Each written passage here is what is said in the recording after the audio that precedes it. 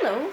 So today I am sewing together a Cowichan style sweater, and I've had a couple questions about how I do it. So I thought I'd just take a quick video here to help you guys along, and if you do have any questions, feel free to leave comments and I will get back to you. Okay, so basically all you're doing when you're sewing together a Cowichan style sweater is matching up, of course, all the stitches as you go. Now, in some of the older white buffalo patterns, they don't really specify what to use when you're sewing them together, but in the newer ones, before they stopped producing, they did recommend you use an acrylic yarn, just because, as you know, when you're working with an unspun wool roving and you're pulling it, if you're not careful to twist it while you're pulling, to keep the strands together. If you're not careful to do that, what will happen is all of the fibers will rip, of course, because it's very fragile. So I will start here. So at the bottom, and it's good to just keep in mind your number of stitches too. So on my bottom ribbing here, I have 10 rows. So I'm gonna match those up. And that's going to really help me as I go. And as you go, you're going to want to keep checking just to make sure that any patterning you have does line up. And that's really, really, really important, especially when you get to sewing in your zipper. Really important to make sure that when you're pinning it in and sewing, you stop and check every now and then, because it's really easy to get off track with that. So I'm just going to continue along here, and you can pop in a movie or listen to music or listen to the birds sing outside as you work, whatever you like. So sometimes I go in here too, because we have 2 rows of red, of course, and then what happens on your other end is sometimes you have the other color, depending on how you carry your knitting. So sometimes I go in, but generally I like to stick to the outside loops of the knitting just to go through. And it can be tedious, but you know, this is the finishing of all of your hard work, so why not just take the time, do it properly, and you'll be very happy with the results, and so will whoever you're making a sweater for. So we're going to continue on, and I'm just going to go like this. So once you get to the pattern, it's a little easier too, because you can match it up on either side. And if you do find yourself a stitch off, or even 2, it's okay. I mean, it's pretty forgiving throughout the seam of the sweater. Oh, another thing I should mention is the best way to go about sewing these together is you take your back piece, you lay it down, and then you're going to do the side seam right here. From the side seam, then you sew in your sleeve. Okay, so now I'm coming up on putting the sleeve in. So hopefully you can see this. Right here, you'll notice that one section, this would be the front section, decreases before the back section. And if you look on your pattern graphs, you'll see that the sleeve graph will correspond to the front and the back. It's just done this way traditionally. Really, it just so that it all matches up. Anyway, sometimes people get a little confused on that, but if you look at your graph and think about it 3-dimensionally, it all comes together. So I'm just gonna whip up here and finish the sleeve.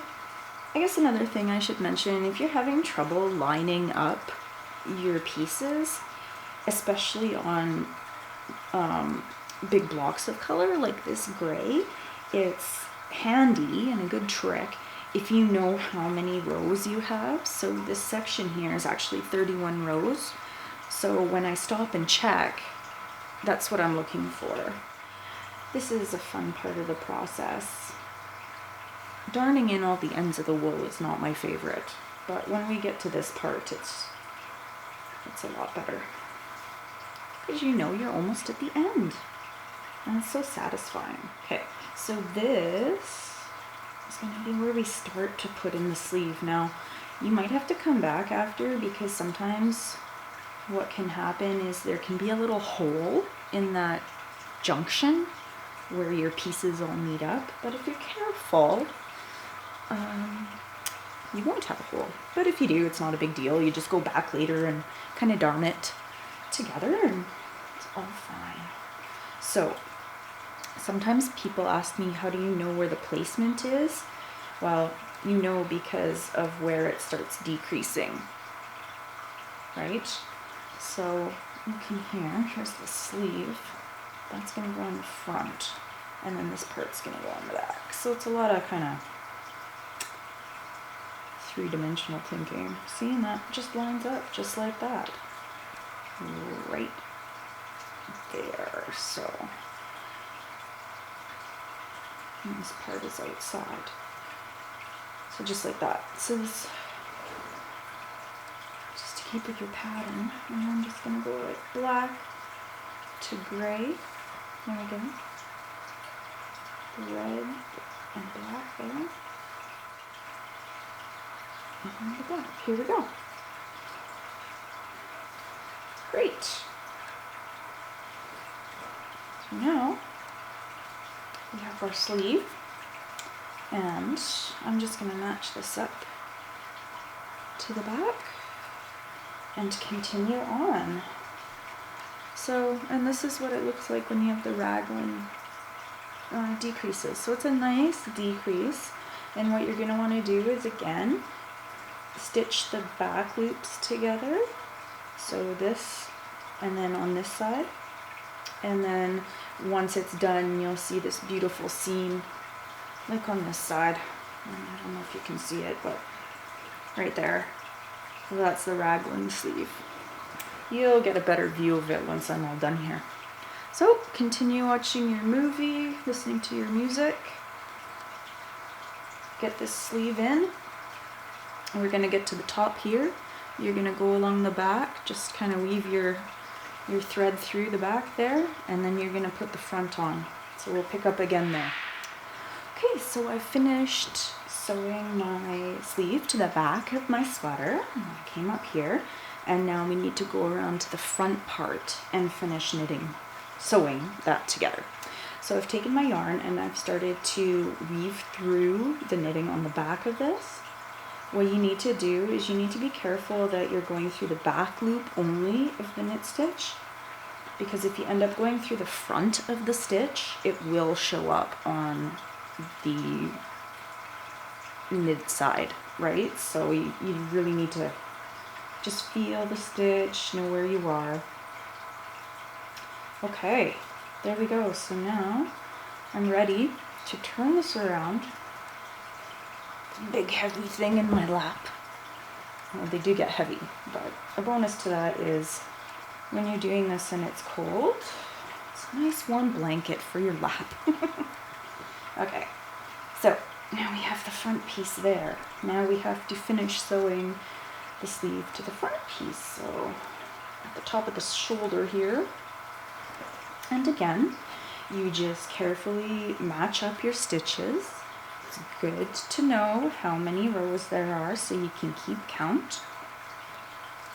And then again, if you miss one or two, it's pretty forgiving, so you just do the best you can. And it does take practice, so don't get frustrated. Just take your time. It's not, this is not a beginner level project. This is more intermediate / expert. So really take your time. It's wool. It can be fragile. So, you know, pull it tight but not too tight, etc. You'll learn your tension as you go. Okay, so I'm gonna sew this together down to where the sleeve meets the body again, and I will show you how to put it together so that hopefully there's no hole to darn. If there is, no big deal.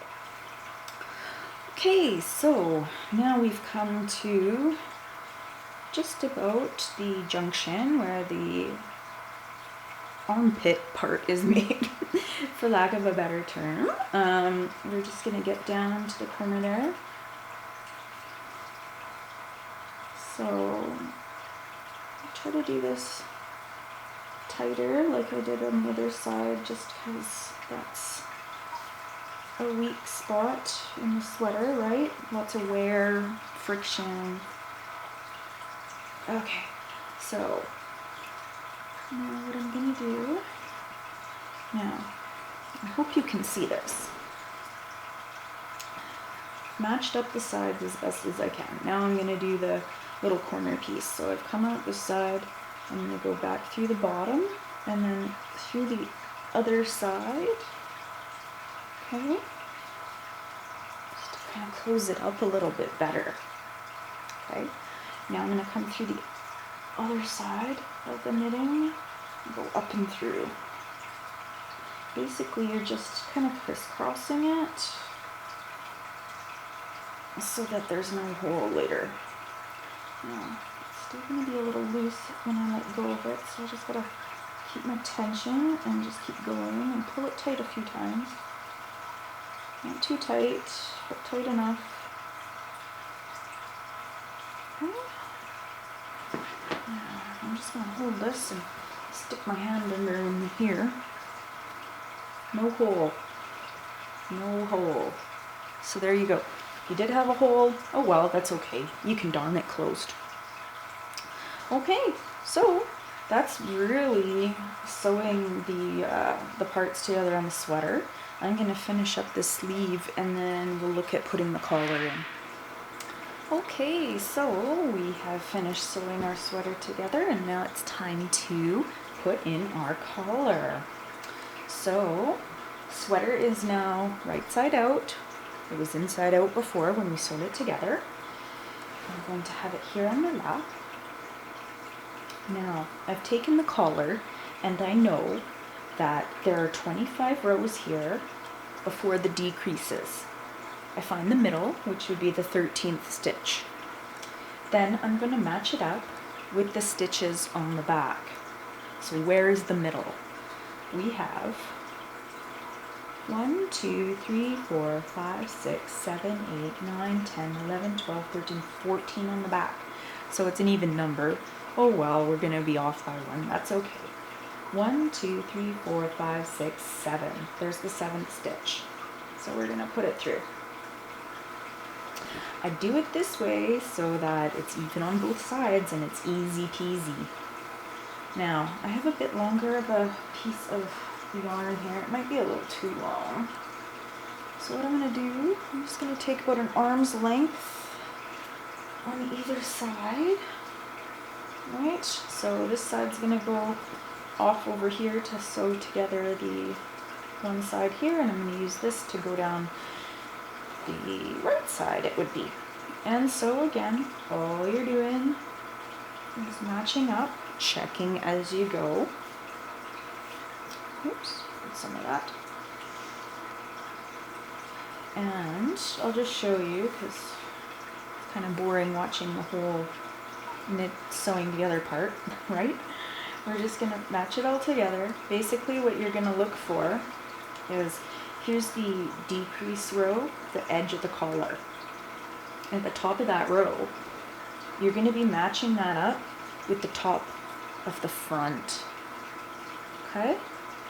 And then that way, you'll come down and see there's your edging where you're going to be sewing your zipper in. That's where the collar is going to end. So when it's done, it's going to come out like that. So I'm just going to sew this together, get it all together, and then I will show you the finished product once it's complete.